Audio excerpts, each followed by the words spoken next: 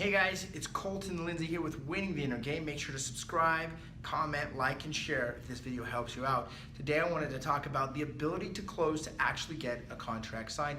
And I'm going to share with you what I call the nutshell close, something that I learned from my mentor Bob Leffler at Fearless Agent. You can check them out at fearlessagent.com or click the link below to get a free webinar that's 45 minutes long. We'll teach you more about the 5 presentations you need to learn to dominate your market.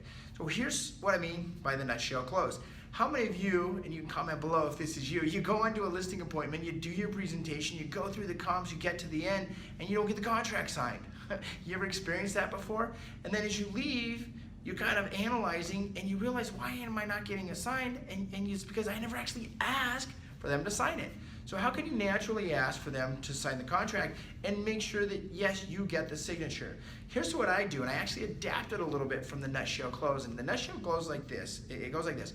In a nutshell, this is my philosophy to get you absolute top dollar. Is it definitely what you're looking for?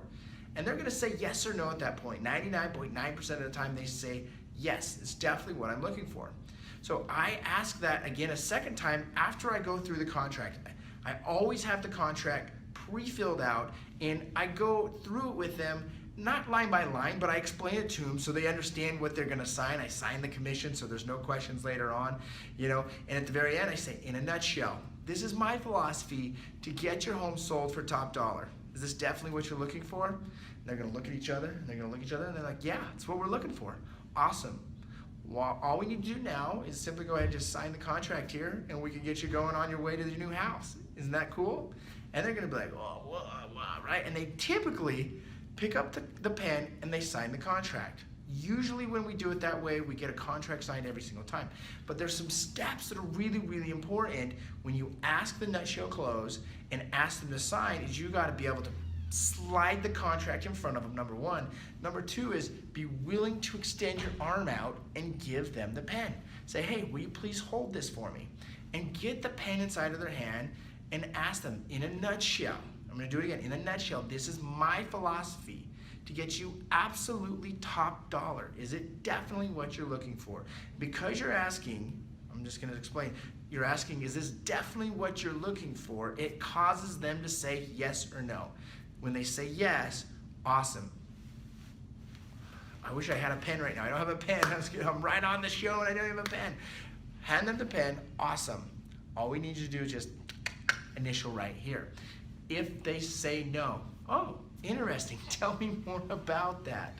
And they're gonna say some stuff and say, okay, so it sounds like it's about making sure you hire the right agent or net the right amount of money or blah, blah, blah, whatever it is.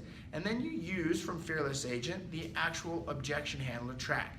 And you just reverse over it. You say, what's the disadvantage of hiring me now versus later? And they're gonna say, well, we wanted to just think about it. Great, you draw that out, you go through the think about it objection, it's pulling it out, that's more of a stall, so you then draw out the objection, and then you go through again. Any questions? Great. Well, obviously you want to sell your house, yes? Great. All we need to do now is naturally sign the contract, and then you'll be able to move to Chicago with the most amount of money, the world's best buyers. Isn't that what you're looking for? Another way that you can close for it is if they give you an objection and you're having to deal with the objection handler, you can say, hey, if you knew for certain that by doing it that way, and that way could be whatever, okay, whatever way they say, that it would cost you a small fortune. I'm talking 10, 15, maybe even $20,000. Would you still do it that way? Or would you want to do it a better way that put more money in your pocket and kept you from losing money? Obviously, they're going to say the better way. That's just how it is, especially when you're face-to-face. You say, great, let me show you something. And then you show them something. There's plenty of stuff you can show them. You can show them a track record. You can show them the 2 MLS sheets, how you fill it out better. You could reinsure them, how you're going to sell it, blah, blah, blah, whatever. It doesn't matter. And then you follow up with, let me ask you a question. Would you rather risk listing your house with an agent that's going to risk your equity? I'm talking $20,000. Or would you rather hire an agent now that you knew could get the job done and get that one buyer willing to pay more money for your house than anyone else? Who would you choose? And they're going to say that one agent that's willing to pay, get that buyer that's willing to pay more for your house than anyone else. They're going to select that. That's what they're going to say. You set it up that way. Once they do that, you say, awesome. I'm that guy. All we need to do now is go ahead and simply sign the contract, and you guys can get moving on and have a smooth transition. And that's really the goal, isn't it? Awesome. Cool, guys. Thanks for watching. Make sure to check out the links below. You can get 2 weeks free of For Sale by Owner leads. There's a link in the description below. And make sure to subscribe, comment, share, and we'll see you soon. What would it take to make it a 10?